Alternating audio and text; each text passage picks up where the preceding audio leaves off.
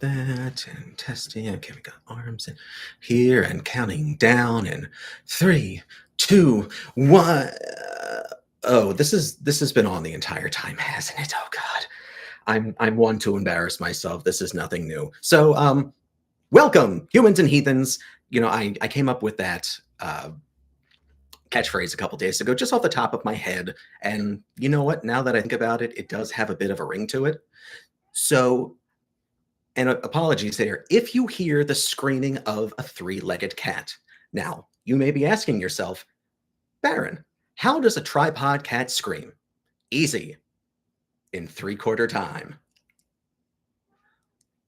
Oh yeah, you think my jokes are terrible? I know, they're awful. I do this at work all the time. So, let's get to the point of why I'm here. As many of you know, I'm a massive tokusatsu fan and have been watching this stuff nonstop for, let's see, 16 years now. And I've built up a lot of knowledge and facts and, little things here and there. And my collection is off the chart at this point. Oh, that cat. He may start scratching at the door any moment, but I have it locked, so he's not coming in. So my goals here is that I have accrued all of this knowledge and I want to put it to good use. So I have a number of things that I wish to accomplish.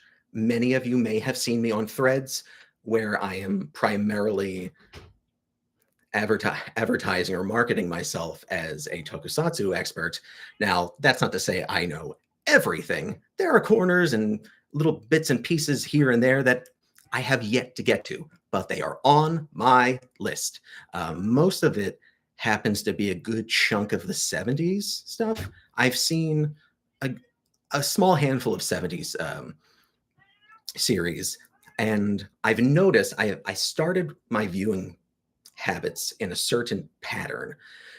So when I began this adventure so many years ago, the 70s stuff seemed a little dry, a little boring, not quite up my alley. What does appeal to me are the 80s stuff, more particularly mid 80s to like 1990, to the end of the show era.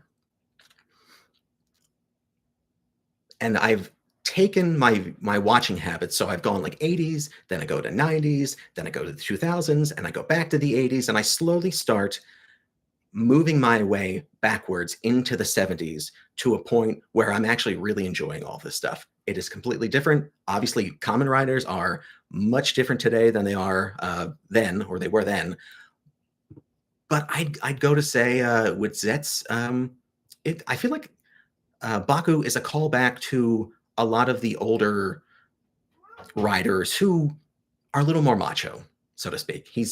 Even though it's just in the dream world, he's a bit of a badass. So what I've started to do last year with my friends Brandon and Joe, we were going to do some panels, and I just want to get the word out there, get my name out there, get our name out there, and just have fun with this. So we did a panel on the Marvel Toei deal from the 1970s. We did it about 3 times, yes, 3 times. Varying degrees of success, but I will absolutely say that the last time we did it, I have a ton of stuff out here which you cannot see, but our last one, we were at Anime NJ. And it's a smaller convention, but it focuses a little more on tokusatsu. I am hoping to go back again. Well, no. Let's rewind. I am going back this year, primarily because the guest of honor is Keita Amamiya.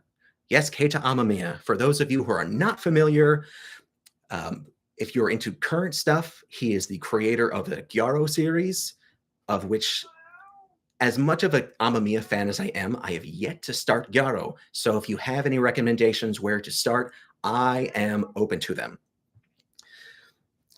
For me, I first found Keita Amamiya through the Zerum movies. So we got Zerum, Zerum 2, he did Mechanical Violator Hokkaider, and a number, he puts his mark on a lot of the franchises. So he was a part of Metal Hero, he was a part of Kamen Rider and Super Sentai. And if you know his hallmarks, they tend to be a little dark. Not like super edgy or super adult, but like more drama. The villains are a little creepier, and he does his own character designs. So there was Kamen Rider Black, which he directed. There was Jiban from 1989, which was a Metal Hero series, which he did not direct, but I believe he created the concept and the characters and what have you. Jetman, early 90s. I can talk about that in a moment. He did a couple of other movies. Moon Over Tao is one I recently bought and watched. It was okay. Wasn't terrible. But one of his first projects before, no, I think it was right around the time of Black. Um, he did Mirai Ninja. And if any of you are familiar with it by its US name of Cyber Ninja, which I believe is part of a ninja collection you can get on Amazon, or it was on Amazon, but it didn't seem like the stuff was of good quality. But I found ways to watch it. Very ambitious, but I think that's also because he had the backing of a lot of the companies, because I believe Mirai Ninja was a video game. You could correct me there. I'm not 100% sure. However, when you get to stuff like Zerum, you could tell there was a budget. There were budget constraints, especially the first one, because most of it takes place on Earth. But these are all characters from other planets. So why not show the other worlds? Now, we do see a little bit of that in Zerum 2. But for this one, the budget was kind of low. If you remember the 1980s Masters of the Universe movie, that was all set on Earth because of budgetary restraints and technology to give you what you wanted from Eternia and He-Man were a little tough at the time. So as I'm trying to put myself out there, yes, I know a lot, but I do have some fears of that, someone is always, well, correcting me is totally fine. I'm not right all the time. I'm not right most of the time. But so I'm always fearful that if I put myself out there, it's like, I know so much stuff. And then there are a couple of things that I don't know about. People are going to start calling me out for that. There are so many things on my list that I want to accomplish and get to viewing. Currently, I am in the midst of watching Go Ranger. Now, if you know Go Ranger, it's a long series. It's almost as long as the original Kamen Rider. So roughly twice as long as your typical tokusatsu series. So like 90 plus episodes. And that's a lot to get through. I am slowly making my way through. So once I finish that, I will have seen everything from 1975, starting with Go Ranger, all the way until 2002 with Gal Ranger. I hate to say it, I have yet to see Aba Ranger. It's in my Amazon cart. It is the last of the Shout Factory DVDs, which I need to acquire. And then we did Deca Ranger, Maji Ranger, Bokenger, and then from that point on, my Sentai viewing has been a little spotty. I haven't seen a lot of the Reiwa Sentai. In fact, other than like watching an episode or two of Boom Booger, I really haven't seen any Reiwa series. I know everyone's going crazy over Gojuger. Sell me on it. As someone who is like, not strictly, but very, has a big love of the Showa era, sell me on that. So where I started, so like I said, 16 years ago, I've been on this project. Now, you may ask yourself, so, okay, 16 years, that's a lot of time. But how? Oh. So I got a little secret for you. Here, closer, closer. No, okay. I'm really old. Don't let looks deceive you. So, so back in my days working at Toys R Us, it had piqued my interest. Anything I had seen up to that point had been American things. Now I knew Jew Ranger was out there. That was the first Sentai series that I had seen. After that, I was hearing all sorts of hype over Gokaiger, went headfirst into that, loved it because, it's pirates, it's Gokaiger. Everyone loves Gokaiger, just about everyone. But that was my second series. And this is an anniversary series, which is celebrating the entire franchise up until that point. That being said, I think I could certainly benefit from going back and rewatching it, knowing that I've seen most of what has been released up until 2011. I think it was 2011. That and Akiba Ranger, because I watched the only two seasons of those, and it was fun, but a lot of the references clearly went over my head, but I think I could absolutely appreciate them more now.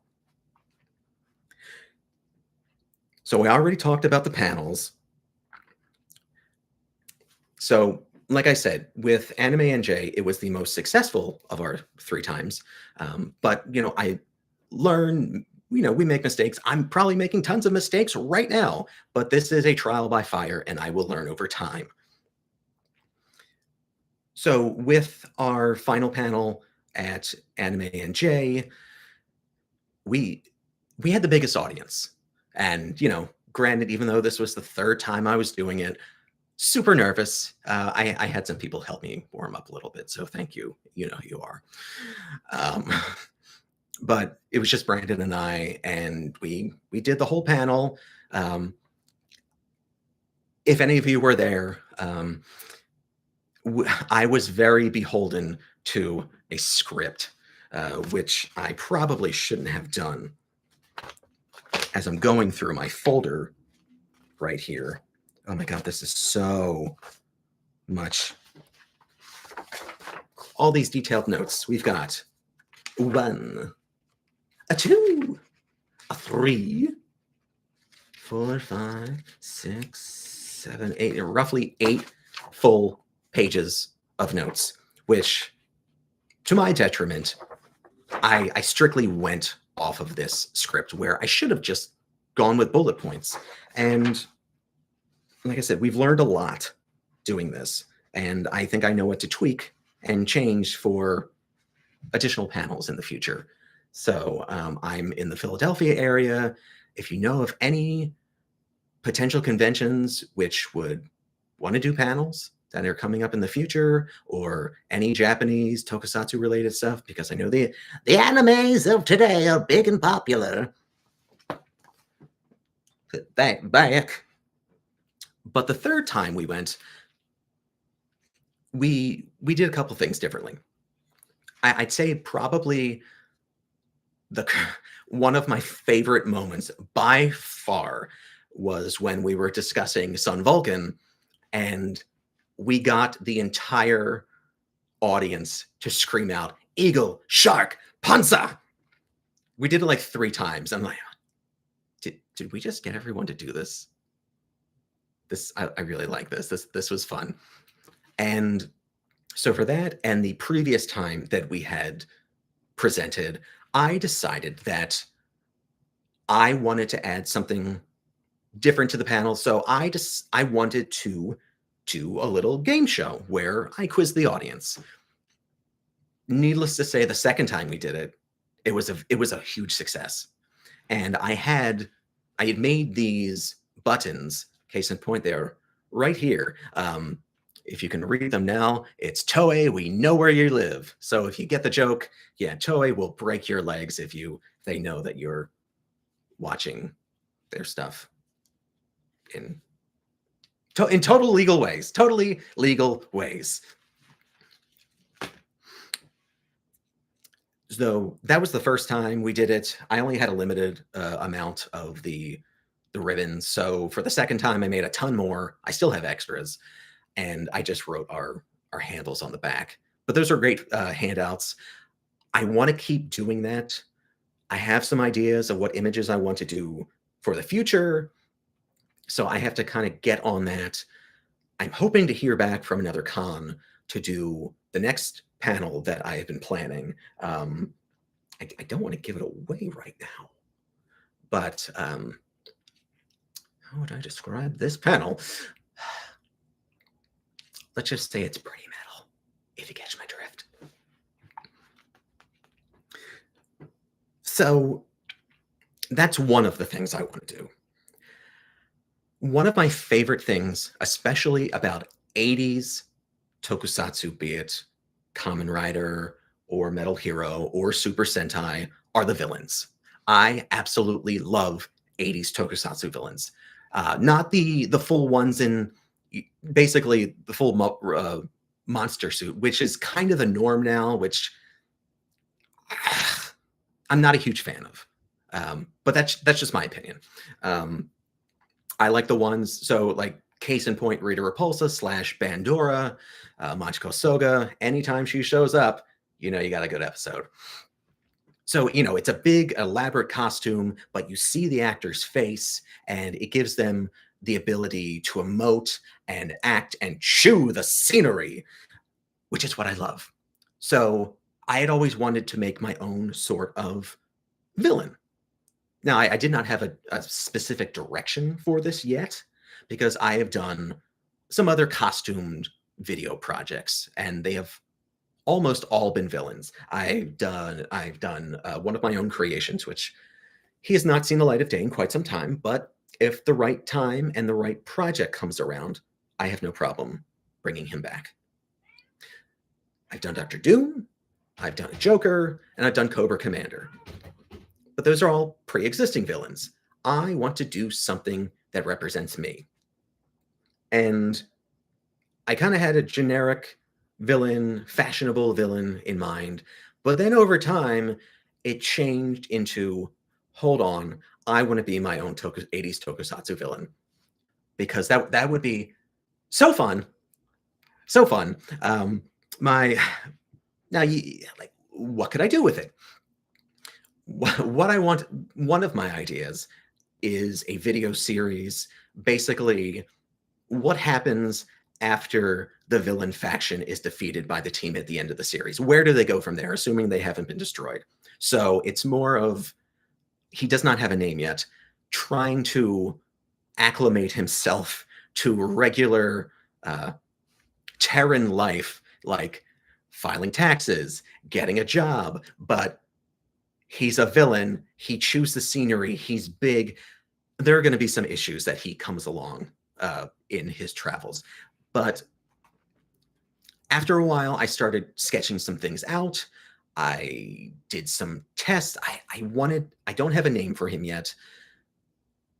But given my interests, I kind of want to theme it around possible body horror and like Lovecraftian cosmic horror.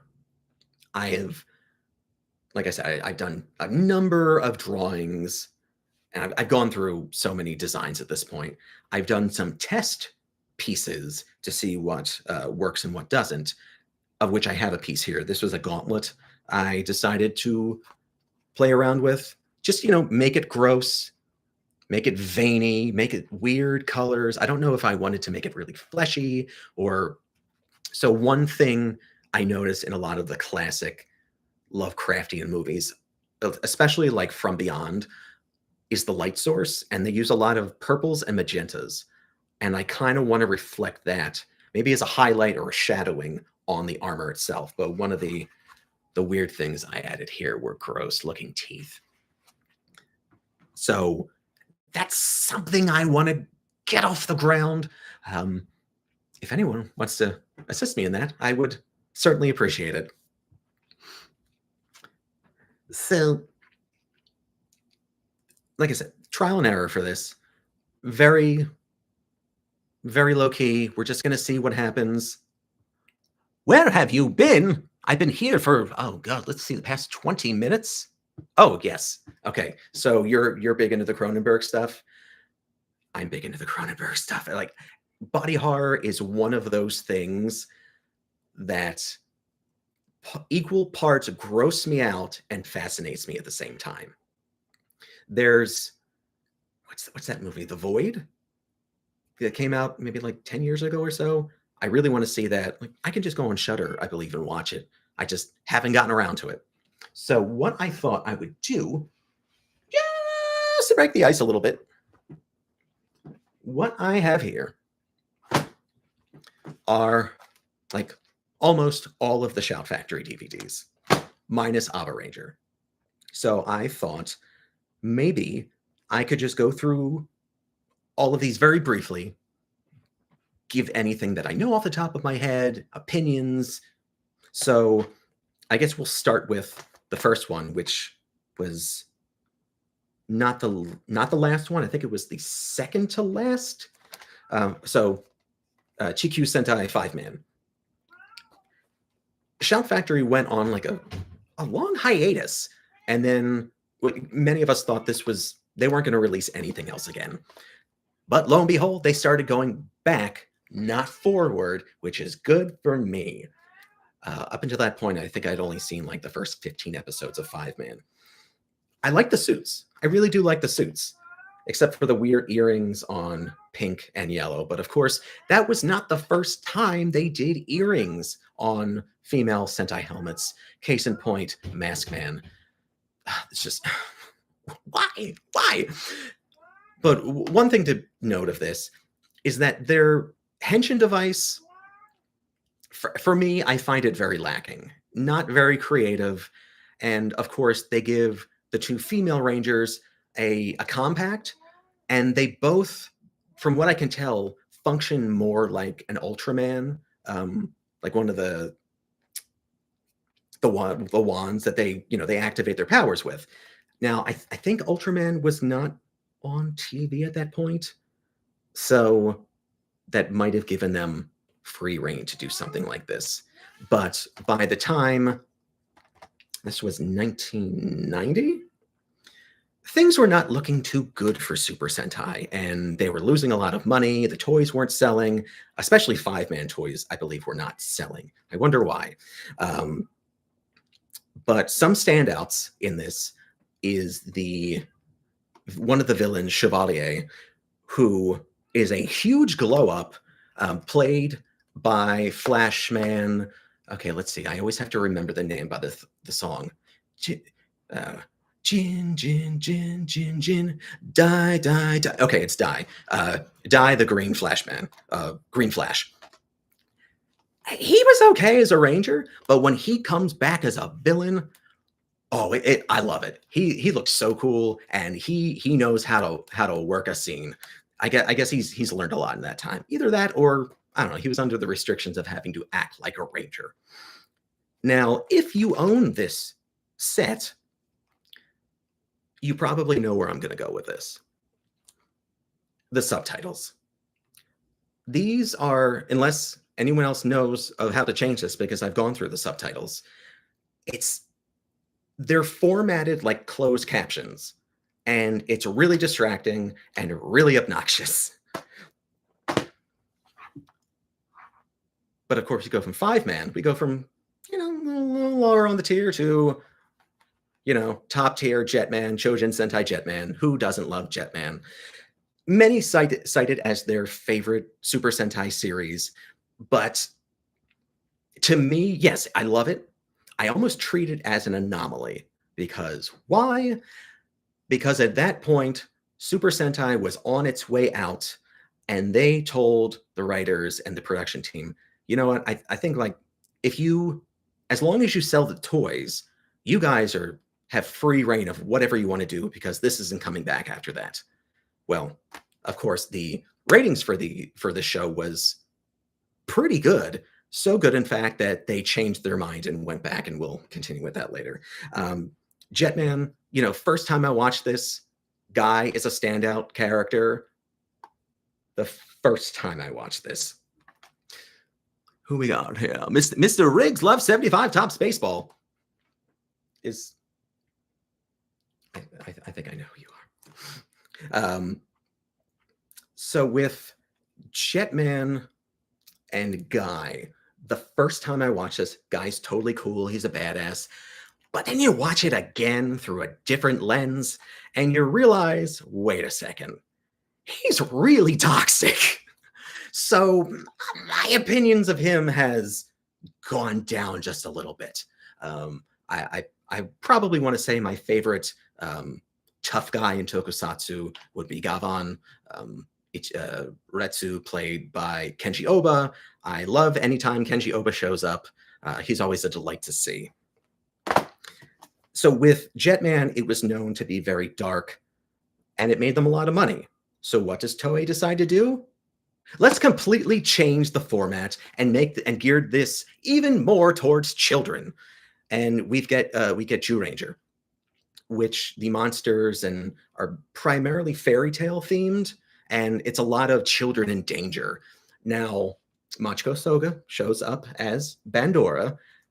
So I noticed one thing after watching enough series. So this was from 1992, and she plays the villainous witch Bandora. Circle back to 1986 for Jaspion in the Metal Hero series. She also plays the main villain, but her name is Pandora. So I want to take a guess and say Bandora was a nod to Pandora, even though Bandora was so much more of a wicked character, and she was kind of like a nice-ish villain in Spielbahn. Following one, Die Ranger. Now, many of you know that Die Ranger got the White Ranger and the Zords and some of the villains for the second season of Power Rangers, but they didn't translate the suits. This is a really good 90s series. The cast is really likable. Good Red Ranger. Their boss, Doshikaku, he was, I think his name was Jin in Sukeban Deka, the Sukeban Deka series. So he was the boss of that. But for Die Ranger, what really stands out is the fight choreography, and it is explosive. The soundtrack's okay, but you can't help but scream out "Tenshin Da" anytime the opening theme comes on. And you may remember from Power Rangers, there are some shots of the White Ranger, specifically, I believe, in One Tiger / Tiger Zord, where Tommy seems awfully short. And you know why? Because the White Ranger in Die Ranger was played by a child. Now, he stays relatively short once he's in the suit. There's a scene in the beginning where when he transforms, he kind of bulks up he's got air balloons in his suit to make him look like he's growing and growing. Kaku Ranger. For those of you who are into yokai and the Japanese supernatural, Andrew, I'm looking at you right now. This would be a good one for you. So these were again, not the suits, because the suits were used for the Alien Rangers. I do not own any Lightning Collection figures. However, the box set for this, I'm really tempted to get. One, because it's a full team, and it feels like a Sentai team to me. So, if you've seen this, Jiraiya, the Black Kaku Ranger, he is played by Kane Kusugi, who Sho Kusugi was his father, who was known for a lot of the ninja movies that were in the US in the 80s. And I believe Kane had a very small cameo as a child in one of them. I forget which one it is. And at the time that he joined the cast for this, he didn't know any Japanese. So when you see him, he shows up as one of the biggest stereotype. The tokusatsu shows, anime in general, love to stereotype Americans as cowboys. And not only did he show up as a cowboy in the first episode, he's a rollerblading cowboy in the first episode. But throughout the course of the series, his Japanese gets better and better, or they start transitioning his English lines into more Japanese lines. Nowadays, he can speak fluent Japanese. If you saw the 30-year anniversary movie, that was really fun. And it just makes fun of the fact that they're all old. But Kane is the only one who is still in shape, and he kind of rocks it pretty hard. Choriki Sentai O Ranger. The King Ranger, the Gold Ranger that Jason and Trey of Triforio, I think that's who it was. One of my all-time favorite suit designs. Ever since day one, just the black contrasting with all of that bright, shiny gold is a feast for my eyes. If I were to have a suit, it definitely would be Jaka. Don't hate me. Those are hideous suits, but I love them for it. King Ranger would be the next one I would want.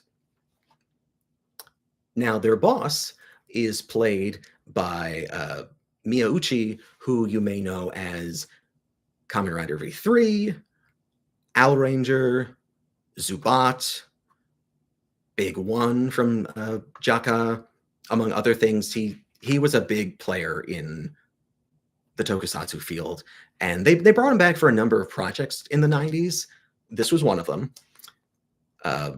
There was apparently a lot of drama going on the set between him and the actress who played the Pink Ranger, because allegedly she was a bit of a drama queen, and she wasn't, in his eyes, she was not very professional. But the team's really cool. It goes back to the basic of like a task force, kind of a la Ultraman.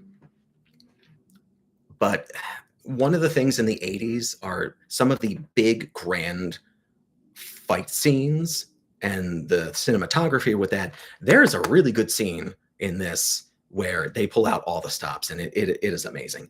One of my all-time favorite Super Sentai soundtracks, not necessarily my favorite Super Sentai team. I do enjoy it. I enjoy just about most of these, or I at least can find something that I like about them.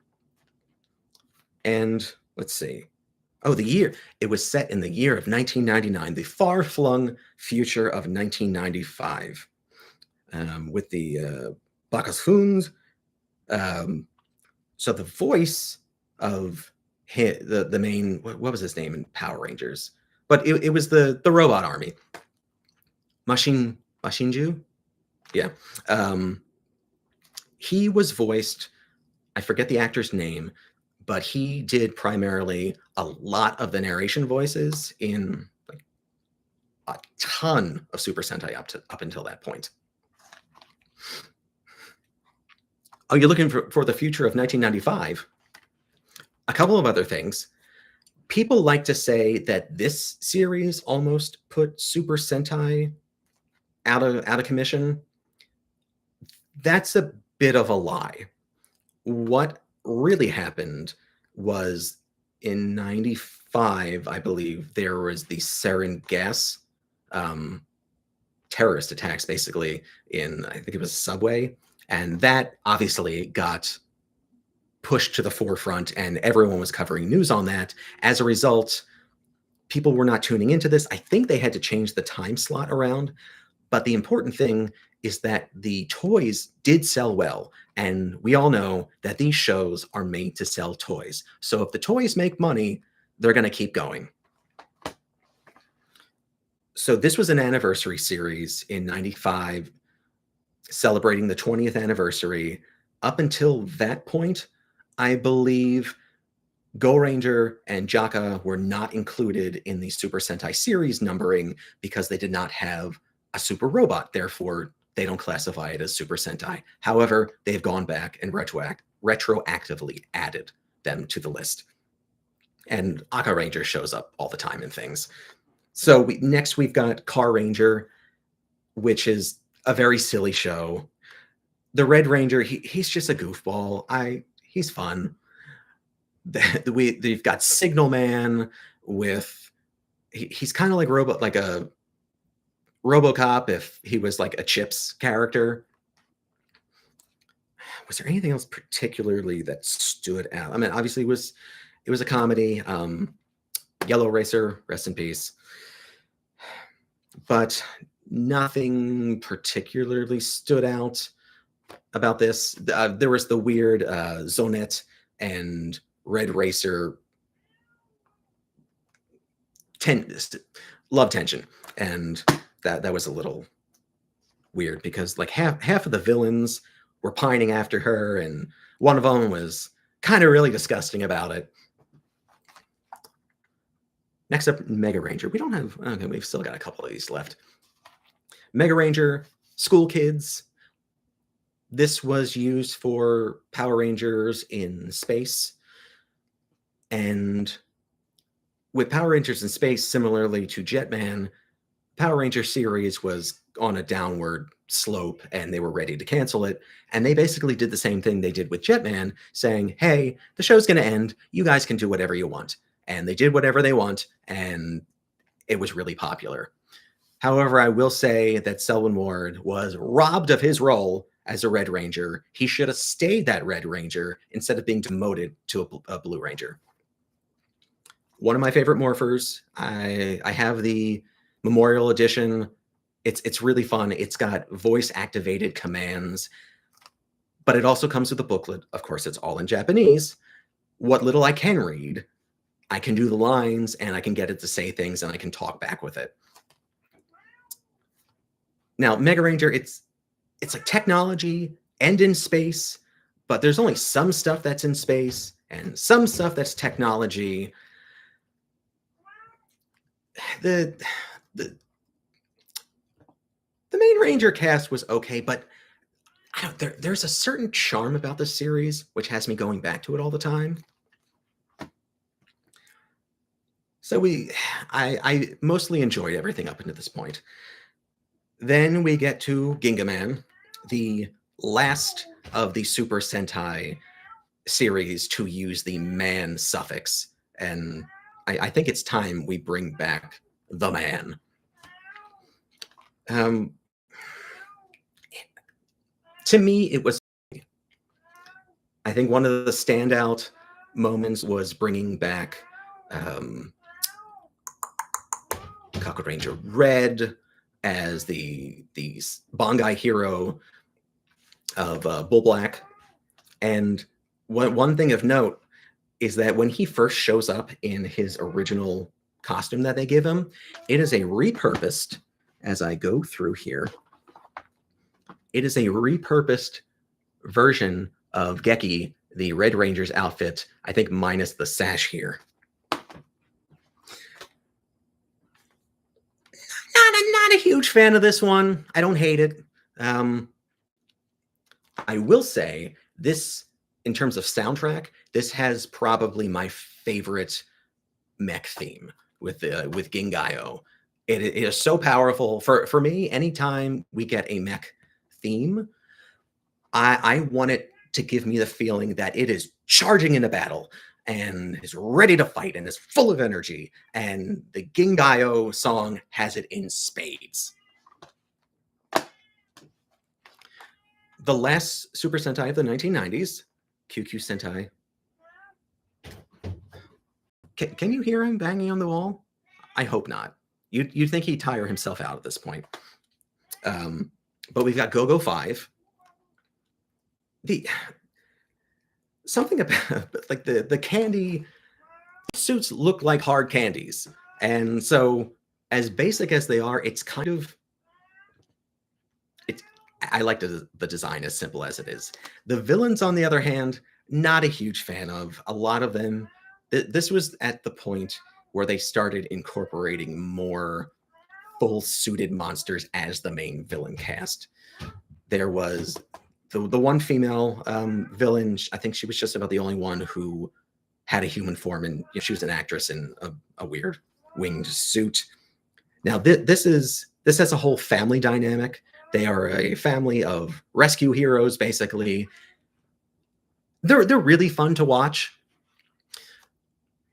And one of my favorite things is I believe it's the the Japan Aqua line, and they use a lot of shots of that with the miniatures and vehicles riding by. There's something about that Aqua line which I just love, and I want to ride on it one day. Is my cat named Geki? No, my cat is named Benny. Yes, Benny, we're talking about you. You gonna quiet down, please? Mirai Sentai Time Ranger. So we got the future coming into the past. Well, the Red Ranger was from the future coming into the past. So if you're familiar with me, I'm from the Philadelphia area. And if you watch enough Super Sentai, when the seasons change, like not these seasons, but like the seasons of the year, fall, winter, what have you, they will change their civilian outfits. And Time Yellow wears a Philadelphia Flyers jersey for a handful of episodes. So I'm sure they did not get the consent of the NHL or the Philadelphia Flyers in that, but it was really neat to see. The cannon is pretty cool. It's a big combining one, which reminds me of the Rolling Vulcan from Flashman, which is absolutely my favorite of the cannons. Again, they're fighting future crime bosses. Again, all fully suited characters. It's hit or miss with me. I do like the night scenes. Anytime there's a mecha night scene, and then when they brought out Time Shadow, no, whatever the first ancillary mech is, and they bring him out in they do a full dark scene. So if you think Ginga Man was boring for me, and I apologize if this is one of your favorites, Gal Ranger was a bit of a disappointment. Nothing really stood out for me. I mean, there was the sentient phone, which had the little robot legs and the head, and this is when they started doing a lot of the phone Henshin devices. Not my absolute favorite type. I have ones that I like less. I don't have one. I will obviously want to add one to my collection at some point. Villains were kind of iffy. Anything else that stood out about this? Unfortunately, no, not really. Other than the fact that I forget if it was the Black Ranger or the Yellow Ranger. He might have gotten in trouble at a public event where they brought the cast out. And this was probably a couple of years ago. Might have been a little inappropriate with one of the fans. So he might have tarnished his record a little bit. Hurricaneer, one of the, well, Kaku Ranger was the first ninja one. This is the second ninja one. Starts out with a team of 3. You're red, you're yellow, and you're red, you're yellow, and you're blue. Everything's backwards. I don't know what I'm doing here. And then they add the Go Riders in later. In terms of villains, I actually did like this one. Now I watch so much of this stuff. I can't always retain the names, but I believe it is Bin Shimada who voiced him. Over the top voice, even though he was a fully costumed character. You don't see the actor's face or anything, but he's known for over the top vocal performances, and this is no different. Now, the main boss was kind of like a static monument, a sentient monument, which actually reminds me of the Space Sheriff trilogy from Metal Heroes, because each of the lead villains were all like statues or a giant face stuck in a wall, and then they get full bodies later on. So villains, not too bad here. The opening theme is kind of catchy, but that's all about all I got for there. Tell Benny he needs to return calls to the cat. I'll tell him when we're done, Josh. So, like, I don't have Abba Ranger. It is in my Amazon cart. I will get it at some point, but we're going to skip over that and go for one that I was definitely looking forward to watch, and that is Decker Ranger. So they're, like cops, but they're action cops, and they're young, and they've got the psychic Jasmine, the Yellow Ranger. She's one of my favorites. They did not do a phone morpher with this. Actually, Hurricaneer did not do a phone morpher with this. They did a wrist mounted morpher, which I do. I love the wrist mounted ones. This was a police badge.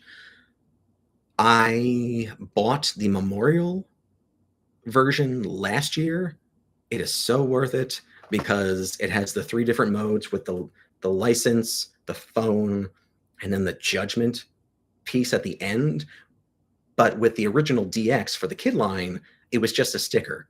There are lights and sounds in that judgment thing. I was not expecting them to have that.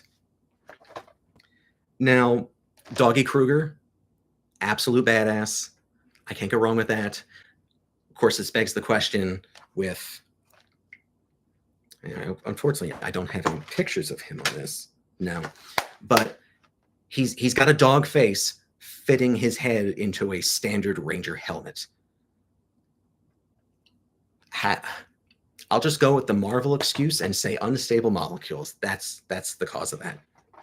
Now, that's my stack of DVD. I have a whole table right here. I'm getting a little parched, so don't worry. Hopefully, I will not have to go to the bathroom, but that's what catheters are for. I kid. I have a pee pad. Some of you may have seen my magazines that I got, or pamphlets that I got at that's to say Wizard World. Wizard World is not a thing anymore. RetroCon, great time. I'd never been there from open to close, but lo and behold, I went with the whole group. You know who you are. Andrew, you're one of them. I had a great time. I've never been there with a group that large, and never, like I said, never been there that long. So I believe I had already gone over the Gokaiger one with the Kamen Rider O's on Threads. This was kind of a standout. It's the Decker Ranger 20th anniversary movie. So they're all grown up, so to speak. There's a lot of these come with like little bonuses. So there's a mini poster. There's the team now. Jasmine on full display. Thank you. Let's see. A number of interviews. Now this book is formatted different than the other ones as they open from, as you would with a typical one. This is the other way around. Actually, there's Doggy. How do you fit that head in a Ranger costume? Do not know. We got another one, which this was the one that actually came with a DVD of a press conference for the Shinkenger movie, and I believe it was the Decade movie. This, yeah, built into the side here. It's a sleeve with a DVD in it. It was like 20 minutes long, but I got this for $5. The whole story was that this guy had a booth full of all these pamphlets from movies and posters and whatnot, and he had some Japanese DVDs, and I was thinking, okay, so maybe he has some other Japanese stuff. And I started going through, and I felt like I was getting warmer. I started seeing some Godzilla stuff. I saw some Ultraman stuff. Nothing really piqued my interest there, but he sees me going through these, and he says, "Oh, are you looking for the Tokusatsu stuff?" Well, yeah. Oh, hold on a sec. And he reaches from behind the table and slams this big stack in front of me. And he's like, "Oh, yeah, I got all these clearance ones out if you want to take a look through." Like, yes, I absolutely want to look through these. And I think Brandon was with me when we did this, and I was so intent going through this, like, no, No. Oh my God, yes. Uh, Pile. Um, so these were really inexpensive, and one of my best finds. The guy who was selling these also had a number of posters, of which I bought the 1986 Hokuto slash Fist of the North Star movie poster. I have it hanging in my other room. I think that might have been my favorite purchase of the weekend. My friend James, he got the Zerum 2 poster. I thought that was kind of a bonding moment. Oh, dry. So we both walked out of there with giant posters, and luckily my car was not too far, so we just filled it up there.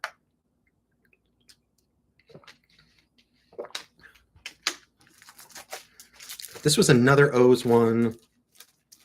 No, I think it was an O's and double. Now, when it comes to Kamen Rider, at this point, the only Showa era riders I have not seen are X, which is already out on Blu-ray, which I intend to buy. I've seen Amazon, that's coming out soon. Stronger, I have not seen Stronger other than maybe like the first 5 episodes. Other than that, I've seen all the Showa rider stuff. When it comes to the Heisei era riders, it's spotty at best. Not all of it appeals to me. I know everyone loves Kuga, but to me, it was a bit of a rough start. But by that point, it was 99, 2000, and like the definition of what a rider is had changed up until that point. So, it reflects the time. But with Zetz, I think Baku's a little more of a tough guy. So a lot of these have toy brochures and the O's driver. I would like an O's driver, but I want the CSM one, and that happens to be more on the pricier side of the CSM ones. And I told myself years ago when I got my first,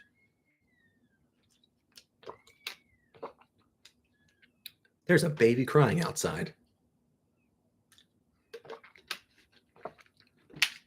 So my first CSM belt was, I don't know, 5 years ago, and it was the Kiva belt. And I told myself, you only need one. Just get one CSM belt. I have 4 now. And I don't know if I'm going to stop. Yeah, more interviews in here, more little posters. This is absolutely worth the money that I paid for here. Sweet Kamen Rider skull with his white fedora. More free, little. There's a video game stuff in here. There's some villains. A lot of the cast. More toys. More actors. Actually, the first half of this is actually, no, if we're going Japanese, I think this would be the front. First half is O's, the other half is double.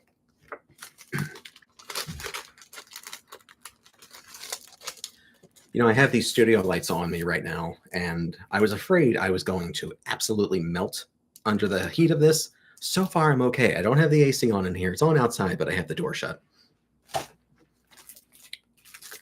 And speaking of Kiva, I saw this and I'm like, okay, it's got Kiva on it. I gotta get it. If you know me, it's no surprise why I like the Kiva suit. Except one, the one problem I personally have with a lot of the Heisei riders is that there's a disconnect between who the rider is as a civilian to when he's in the suit. Obviously, it's a different person in the suit, and they move differently than the actor because they're not skilled with stunts and everything, at least nowadays. And they can sometimes be a little wimpy. But there were one thing that really stood out in here. So I forget what it's called, but it's like a stamping thing when you go to certain locations. Why my throat's so dry? And there was one piece in here on a page where you were supposed to get it stamped. And it says, let's stamp here. And I don't know if this is a sample. I don't think it is a sample. But it got stamped. That's really neat. More toys. There's some older tokusatsu stuff here, including, oh God, who's that at the bottom? Is that Machine Man? Yeah, Machine Man at the bottom. Dai 17 at the top. There's another poster in here. Interviews with the writers as I'm falling. This is falling all over me. So that was the last Japanese tokusatsu magazine that I had. So I was digging. I wasn't digging. I knew exactly where it was. So for those of you who may strictly be Power Ranger fans, I have a little something here. If I can, I'll do that later. I got this back in the 90s. Still in decent condition. It's a little beat up, but nothing too bad. And that would be the Teen Dream magazine featuring the Mighty Morphin Power Rangers, among other things. And, you know, up here, and if you turn around the back, we've got Superhuman Samurai Cyber Squad. That is a mouthful. Try to say that 5 times fast. But it is nowhere as bad as trying to say, or even having to subject yourself to watching tattooed teenage alien fighters from Beverly Hills. Wow, that was a show. I believe it was on USA. At least in my area, it was on USA. There was like next to no budget there. One thing that did kind of stand out was the villain. I don't know what his name was, but he had his own lair, and I felt like some money went into that. So in here, I want to say, unless I can find a number here, based on what is in the magazine, I want to say this is from 1994. Because if I can find the page, there is a preview article on the upcoming Batman movie starring Val Kilmer, which came out in 1995. So I think Superhuman Samurai Cyber Squad came out in 94 and Masked Rider was 95. But there's a lot of interesting things in here. I ate this up as a child. You know, you've got your original cast here with the Green Ranger in that. I really, really do not like the cloth version of the Dragon Shield. It always looks so cheap. We've got more Ranger pictures, and I think there were a lot of fan drawings that they had sent in. There was one that stood out to me the most, and I'll get that in a minute. Kind of a badass photo of Lord Zed. Yes, Timu Dragon's Shield. I'm sure you can find one on there. More posing and more drawings. Oh. Power fact. The Pink Ranger's weapon is the power bow. I feel like anyone who owned this already knew that. More cast photos. The cast at that point, which I don't want to say Photoshop, but that White Ranger in the center does not look like he fits everywhere else.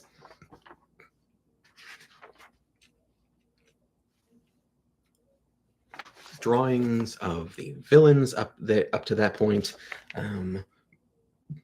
So we've got Piranha's Head, Octo Phantom,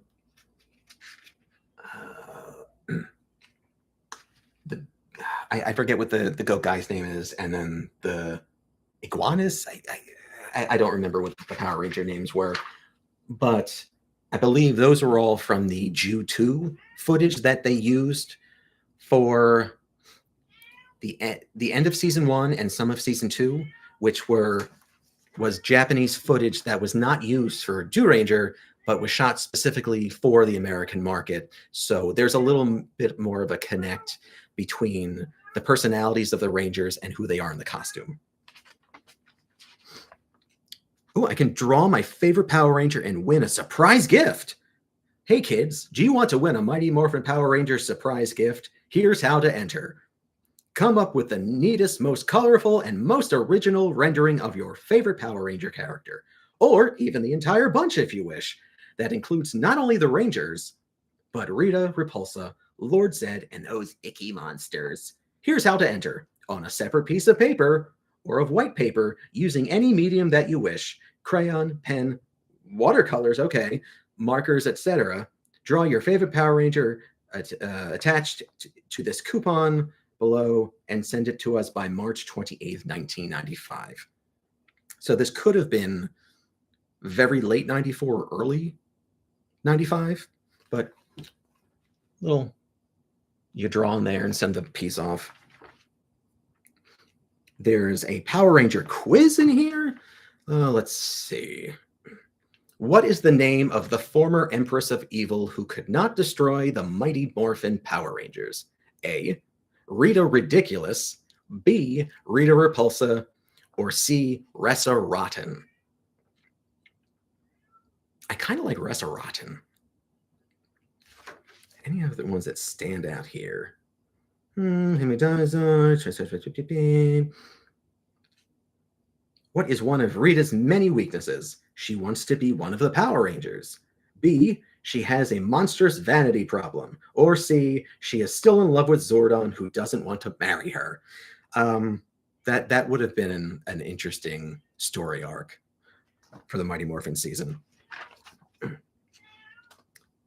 So this is the art piece that stood out to me as a kid, by Mike from Hawaii, and it's basically the end of the Green Ranger as he becomes the White Ranger, and it's a very detailed drawing of him fighting Zed.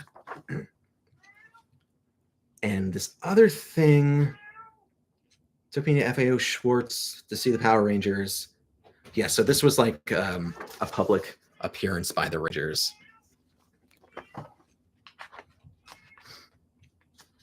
More drawings, big poster. Power Rangers posed in front of toys. I wonder if that's out of Toys R Us.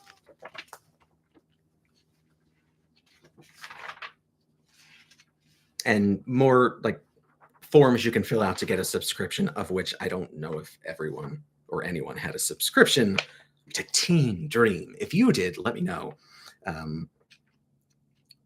This other article was about the celebrity Circus of the Stars, and of all the Rangers, it featured David Yost, Blue Ranger, and a number of other popular characters at the time. Lovely Jenna Van Oy of Blossom, Jenny Six, was that her name? Something like that. Zachary Ty Bryan from Home Improvement. He either looks sick or drunk. Is that a drunk child? Some of this is just getting a little redundant. I will flip through any of this. We got Ninja Turtles, Biker Mice from Mars, a whole article on Superhuman Samurai Squad, because the one thing that stood out to me with that show, other than that Tim Curry was the voice of the main villain, definitely a standout moment, is that their one weirdo friend turned out to be an alien who had to pull a Poochie and go back to his home planet. And show. Actually, there is a VR Trooper article in here. And of course, one of the few or only shots you get of all three of the heroes in one shot, because if you know, VR Troopers is taking from Metalder and Spielbahn, two series which did not interact with one another. So when they did interact with each other, it was new American footage. And it's usually just the three of them like, hey, we did the thing today. All right, high five. Okay, let's go back now. X-Men. Oh, I actually wrote in this. It was a word scramble, and dare I say, my handwriting as a child was better than my handwriting as an adult. Kind of embarrassing, but I'm used to embarrassing myself. So there was that. Do I have anything else on my list? How long have we been going on for? Like an hour. That. Some of you may have seen that I got the Memorial Shoto phone. I don't know if any of you have this. I've watched videos. I've looked at the manual. Of course, it's in Japanese. And I'm trying to figure out how to fully use this. I think I have most of it down, but I was unsure if, so let me turn it on. There we go. So phone mode, brush mode, and you're supposed to hit with the touch of the button. And I thought the idea is that you can write the kanji and spin it and it reacts that way. I don't know if it truly picks up on the brush strokes or if there's another button combination you need to hit in order to do this. It's been a little frustrating to figure out, but it's been fun. I've always wanted a Shoto phone. Well, one of my, I guess you can call it a complaint, but all these memorial items and other higher end Bandai pieces, the packaging is really flimsy. And if we're paying what we're paying for these things, you'd think a little more effort would go into the packaging, something a little more sturdy, because like one wrong move and that thing gets crushed. So I think the last thing I am going to bring up for today is story time.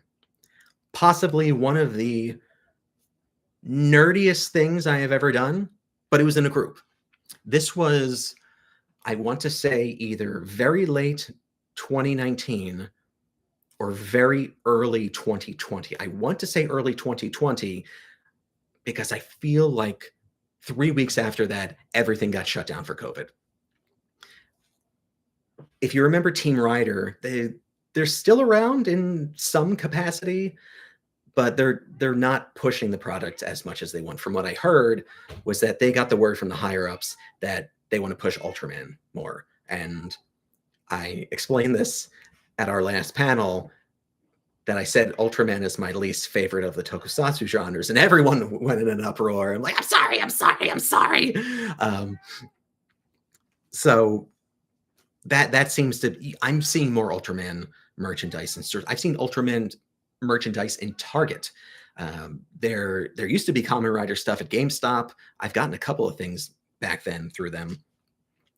But at the time, Team Rider wanted to do a meetup in Times Square where everyone would meet at Midtown Comics, and then we would go off from there. So I went with my one friend who was there for support, basically. Thank you, Christine. I'm sure I put you through hell with that. It was an evening event.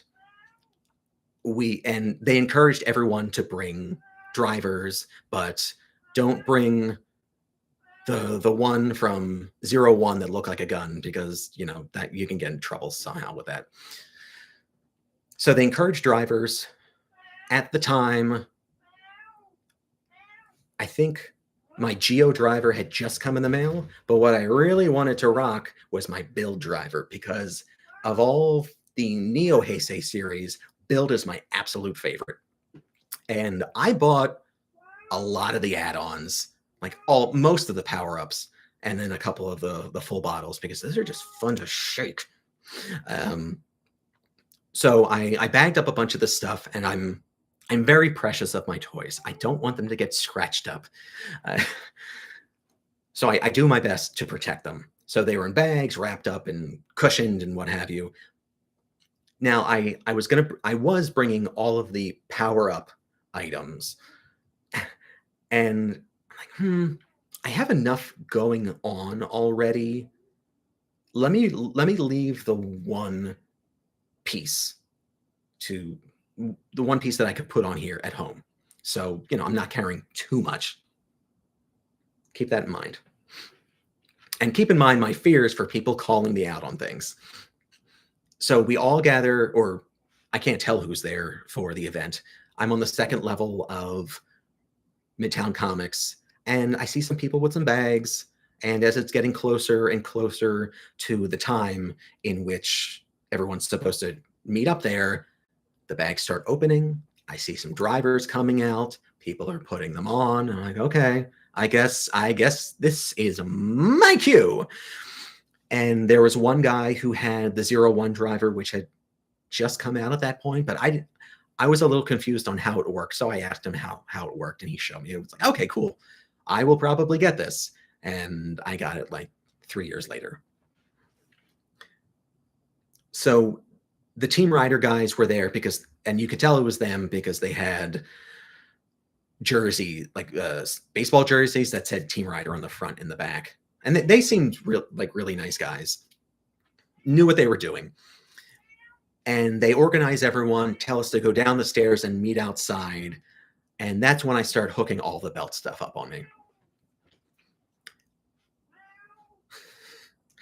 So I put all the belt stuff on. I'm going to say this one kid because I was probably one of the oldest people there. Walks up to me, looks at me, looks down at my belt, looks back at me, and tells me how inaccurate my belt is because I left the one piece at home. Like, oh man, way to shoot me down. But from there, we made our way to the center of Times Square where the little risers are. So here I am in Times Square with a full Kamen Rider belt on, full display. No shame whatsoever. I didn't care. It was fun. I got a couple of pictures of me in the bottles and whatnot. I think my hair was long and black at that point. But they were doing some giveaways, and the big prize was a DX Gaim belt, which I already had one. So, I'll enter the raffle, but I don't need it. They just had one of those. So the one person got the Gaim belt. But then there was a second tier, and I won one of those. And it just happens to be, and this is the exact one that I got. It's the SH Figure Arts Takeshi Hongo, which is much more of a value than that belt. What this is going for right now is probably more than that belt. However, with this, I have two because I had gotten one maybe a month or two earlier. So this is still sealed. The tape's on it. So it's a nice piece.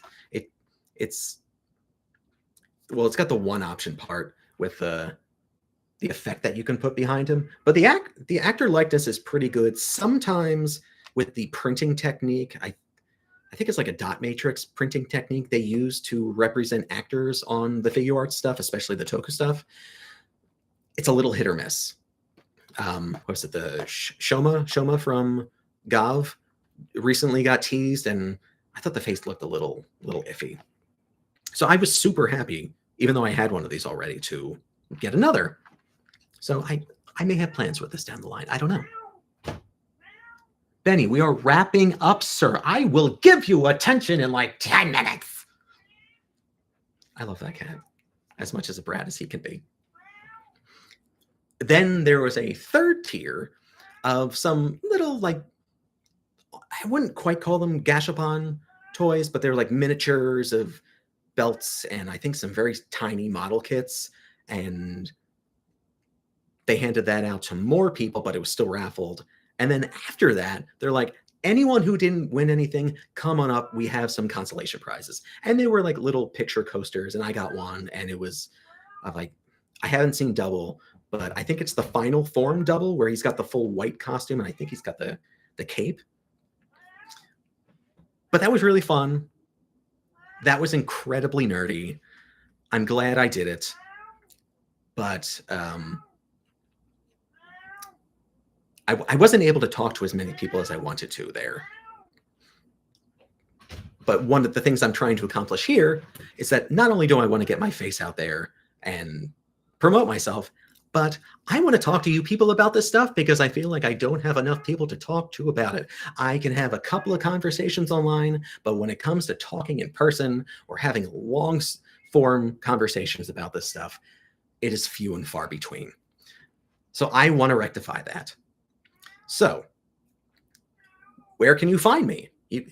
You can find me in a couple places, all roughly the same name. Facebook, it is A period Das, DASBARON, so 3 words. Instagram, it's at A period Das Baron, all 1 word. And Threads, which is where I'm focusing all of my energy into the stream or into all of my tokusatsu stuff, is there for the same A period Das Baron, 1 word. So if you are new to this, have not followed me already, I am looking forward to talking to all of you about this stuff. And I'm prepping my next convention with my friends Brandon, and we've got a new friend Rohan, who, hopefully, we'll have some real fun with this, because obviously I'm not doing a script like I did the first time. And because my head was like down in the paper the entire time, and I'm like, no, you gotta interact with the audience more. But that's where the game show came in handy, and that's where like Entertainment Baron went on full display. That was a lot of fun, and I look forward to doing that specifically again. So if you know any conventions that are looking for stuff like that, I'm available.